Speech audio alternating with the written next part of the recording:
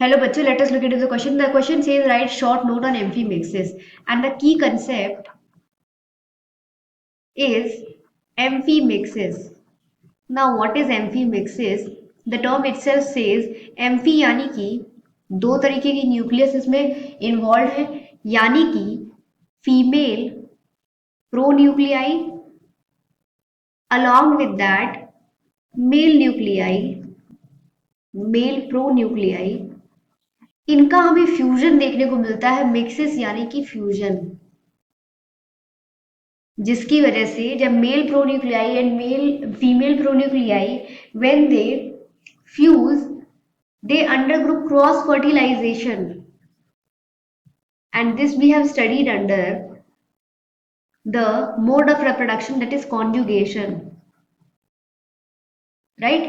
इसमें जो non conjugant है, suppose conjugant one exchange its female pronuclei to the pronuclei of conjugant 2.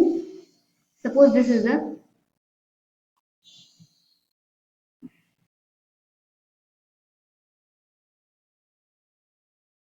now there are female and male pronuclei in both of them. Now what happens? Suppose this is female pronuclei and this is male pronuclei, तो ये इससे fuse हो जाएगा और ये जो mail pronuclei है वो इसके फीमेल प्रोन्यूक्लियाई से फ्यूज हो जाएगा and thereby it causes cross fertilization, यानी कि जेनेटिक मटेरियल का transfer take place, right? Apart from that we see कि यहाँ पे zygote formation is witnessed, right? And this kind of cross or mode of reproduction is called as amphimixis. इसके ही antagonist एक term होता है apomixis,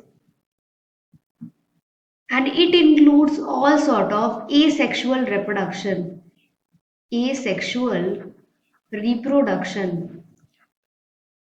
alright. और जब ये जाइगोट फॉर्मेशन होता है in the process of conjugation, what happens, ये कॉन्जुगेंट यहाँ से ही सेपरेट आउट कर जाते हैं और इंडिपेंडेंटली इनका zygote it divides,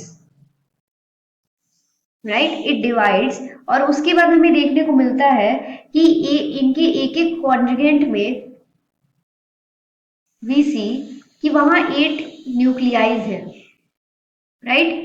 out of which 3 of the micronuclei वो डिसइंटीग्रेट हो जाते हैं एंड फर्दर हमें देखने को मिलता है कि ये जो 4 न्यूक्लियाई हैं यहाँ पे प्रेजेंट, दे फॉर्म मैक्रोन्यूक्लियाई और फर्दर डिवाइड करके ईच ऑफ देम फॉर्म्स 4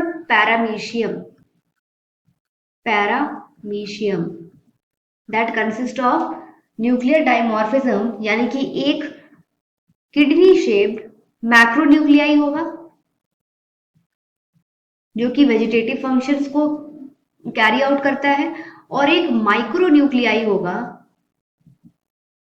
जो कि रेस्पॉन्सिबल होगा हमारे सेक्सुअल रिप्रोडक्शन के प्रोसेसेस में, बिकॉज वी नो कि मैक्रोन्यूक्लियाई इनिशियली ही फ्रेगमेंट करके साइटोप्लाज्म में डिसॉल्व हो जाता है. So this was the overall process that is carried out in the process in the phenomena, or you can say in the mode of reproduction of amphimixis.